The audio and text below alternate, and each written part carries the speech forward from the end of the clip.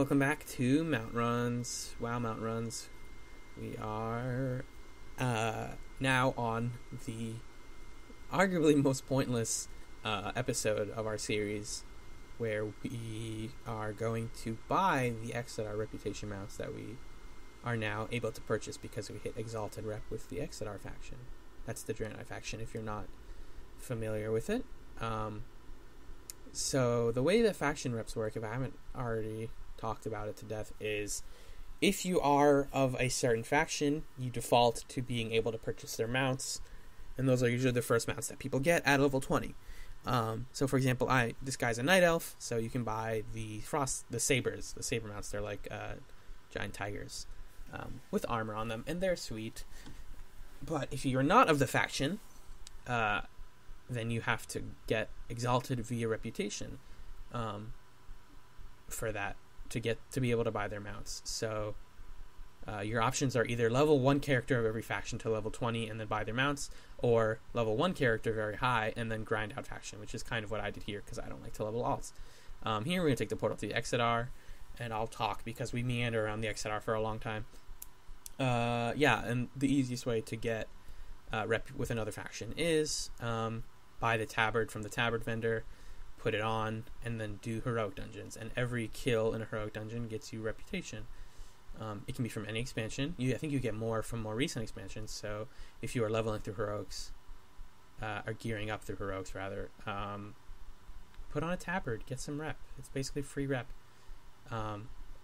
Obviously you can only do reps from your side of the overall battle.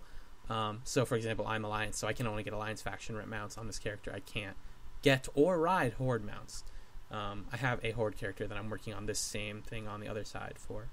But yeah, so what we're doing here is we want to go to the Hippogriff Master. Well, I think I got confused here, right? So next to the Hippogriff Master is the Quartermaster, and that's where you get your tabard. So right there you can see that's how you buy the Exodar tabard, which is like 1 silver and it's nothing. The actual place where, and that is universal, that's for every faction, the tabard vendor is next to the Flight Master. So you can talk to a guard and ask them, where's the Flight Master? You cannot ask a guard where the mount vendor is, even though I try to here. I look for the Stable Master, that's not where you go. This is me getting lost for a little while, basically. The Stable Master is for if you're a hunter, you can store pets, I believe. But what you want to do is most of the mount vendors are like right outside that faction's city. So for the Exodar, the Elec, which are just giant elephants, the Elec vendor is right outside of the Exodar. So I'm going to meander around again and again until I finally figure it out that we need to go outside. We need to go up and leave the Exodar to find the Elec vendor. So for Ironforge, it's the town over next to Ironforge that sells rams for Night Elves, the Saber vendor is in Darnassus, their capital city. Theirs is the easiest to get. And also, Stormwind, the Griffin vendor, is right on the outskirts of Stormwind. Or not, like, he's like within the gates. It's weird. You can look them all up online, I'm not sure about where all the Horde ones are, because like I said, I don't have all of them. I'm actually right now riding the Alliance horse around. I think I finally realized here that we need to go up, I think. Do I not realize it? Go up. Yes, you're going the right way. Go, there you go. So yeah, this is a silly short video. You just gotta find the mount vendor, pay him some gold once you're exalted with the faction, and you are good to go, and you get those mounts. And you can learn them, and they are account bound, so any character who is Alliance can use these mounts. If you can see them in your Horde mount journal, but you can't mount them because Horde on Alliance mounts doesn't make sense, I guess.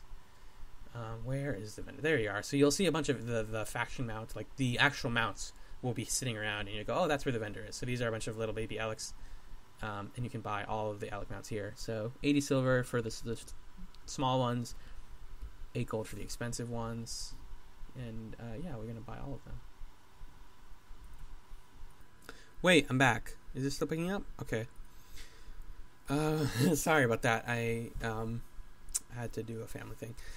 I had to also get lunch, so now I have a bologna sandwich, and you're all jealous. Yeah, so we just bought all the mounts. Now you just have to learn them. They're in your inventory. You're going to hear my washing machine for a little bit. Apologize for that. Yep, learning all the mounts, though. And that's basically this whole video. I really just put it up because I was feeling saucy. And I feel like the people need to know how to get that I got my rep mounts. So if you're going for like quantity of mounts as opposed to quality of mounts, these rep mounts are really good because you get, I believe it's 6 from every faction.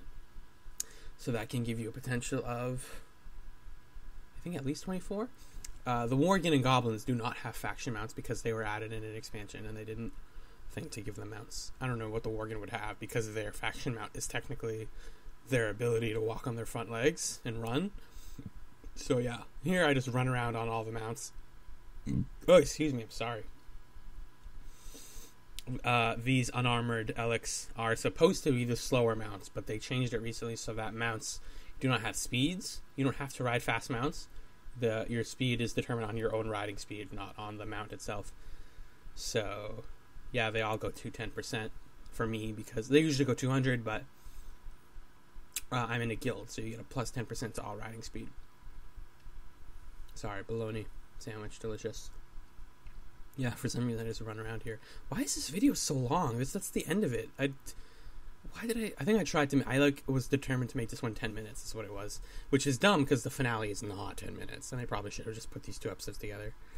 But hey, while we're here, yeah, I'm setting favorites, which basically means you can use the summon random favorite mount button, which is that little yellow horsey button that I've been pressing whenever I want to summon mounts, and it picks from one of your favorites, and just gives you one of them. If you can't decide because you have too many mounts and you don't care which one you get, you can just do that. You can right click on them and set them to favorites. What's cool about that button is it picks the type of mount depending on what area you're in. So for example, here in the Exodar, if I were to use summon favorite mount, I would always get a land mount because you can't fly on Azure Mist Isle, actually, which is where the Draenei start the game. If I were to go in Outlands and hit summon favorite mount, I will always get a flying mount because you can fly in Outlands, so why would you not want to? And the same thing in Draenor, where it's only land mounts. At least as of this recording. I really have a scary inkling that they're going to change that soon. I really hope they don't. But yeah, that is this episode. And we're going to watch this Elix ass walk around for a while. I actually use the Elix mounts a lot because they look cool and they're big. I like big mounts and big mounts with cool armor. So Elix are totally for me. I think, I'm trying to think. The only faction for the Alliance that I haven't gotten exalted yet, as of right now, is Gilneas, which I didn't originally do because they don't have a mount, so I was like, why would I do them? But they have a tabard, which you can get, and you can level up their rep, because you get an achievement for being exalted with every member of the Alliance, or every member of the Horde. Sorry, I've been saying faction when I mean race, and like, you know, faction would refer to Alliance or Horde. Race would mean Draenei, Worgen, Goblin, etc. So that's what I mean by faction and race.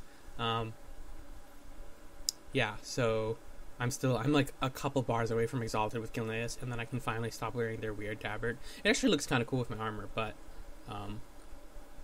I like the way my chest piece looks currently. So I'd rather be just kicking it with that. I think this episode's actually wrapping up soon, though. So thank you for watching, and next time on Pop Modern Plays, the finale. What? What could it be? What could the mount be?